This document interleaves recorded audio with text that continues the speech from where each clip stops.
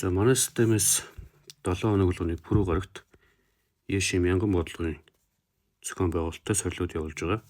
Эдгээр сорилууд хэрхэн олцох тухай тайлбарлая. Системийн нүүр утсан дээр байгаа онлайн сорил гэсэн энэ төвчөн дээр дараад хамгийн ихэнд байрлаж байгаа Яшим мянган бодлого гэсэн энэ англи руу орно. За энд нь ингээд өдрөөр нь эхлэх цагтаа заасан төвчөн сорил байгаа. За жишээлх юм бол энэ сорил руу ороод 25 оны 11 сарын 6-ны 20 цагаас энэ сорилны явагдана. Сорил эхлэх гэсэн төвчөн дээр дараад сорилдоо оролцсон. За дүн харах, алдаа шалгах, бодол тарах гэсэн төвчнүүд нь сорилын дараагаар нэгдэнэ. За эдгээр сорилууд манай ESEC-тэй сурагчид оролцох хэрэгтэй байдаг. Эдгээрийн зарим нэг сорилыг нэг удаа ирэхээр оролцох боломжтой болгоно. За нэг удаа ирэх авахын тулд яах вэ гэхээр нүүр утсан дээр ийм анхааруулга гарч ирнэ. За тэгээд бүртгүүл гэсэн төвчөн дээр дараад мэдээллүүд эхнээс нь анхааралтай сайн уншиж үзээрэй. За тэгээд энэ доор байрлах төр сорилын багцад бүртгүүлэх гэсэн энэ хэсгийн авах төвчөн дээр дараад төлбөрөө төлнө. Нэг сорилын төлбөр 10,000 төгрөгийн төлбөртэй. Энэ 10,000 төгрөгөнд нь сорилд оролцох, дүнгээ харах, алдаа шалгах, бодол тарах гэсэн төвчнүүд нь бүгднгийнх нь ирэх дагалддаг. За хугацаа нь бол 3 хоног хүчинтэй байна. Сорил явуулснаас хойш 3 хоногийн дотор хүчинтэй гэсэн үг.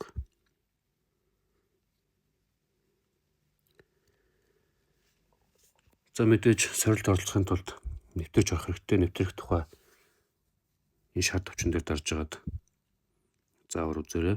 Өмнө нь ямар нэгэн сорилд оролцож үзээгүй сурагчд байх юм бол энэ шат төвчөн дээр дараад сорилд оролцох зааврууд нь байж байгаа.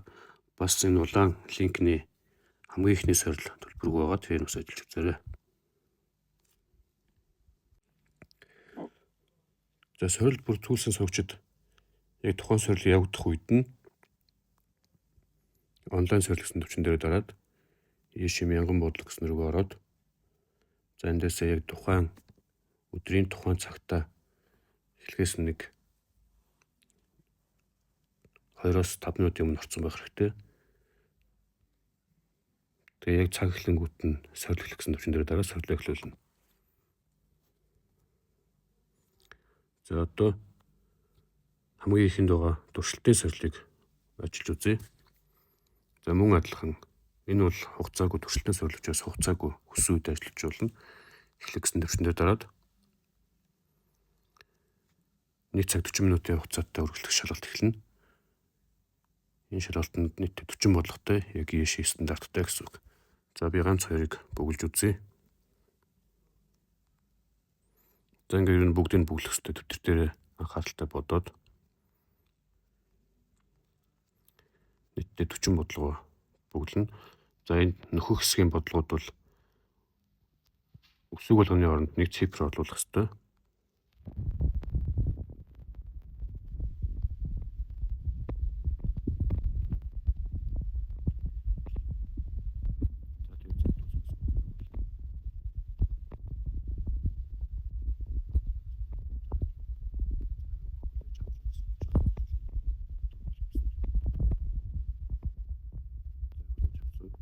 Төвчөн дээр дараад дүн харах дээр дарвал энэ сорил дээр хэдэн он авсан гарч ирнэ. Шаран тодроод чинь дүнг мэдээлнэ. За алдаа шалгах гэсэн төвчөн дээр дарвал ямар бодлогыг зөв бодсон бэ? Ямар бодлогыг буруу бодсон бэ гэдэг нь тодорч харагдана. За нэгдүгээр бодлого зөв байна, хоёрдугаар бодлого зөв байна, гуравдугаар бодлого буруу, дөрөвдүгээр бодлого буруу хэмжлээ. За хамгийн сүүлд нь бодол тарах гэсэн төвчөн дээр дарвал бүх бодлогын зөв бодолд тайлбар бүгд гарч ирдэг. За энийг уншиж ойлгоод гэх мэтлээ бол маш үр дүнтэй. За тэгээ та бүхэнд амжилт хүсье.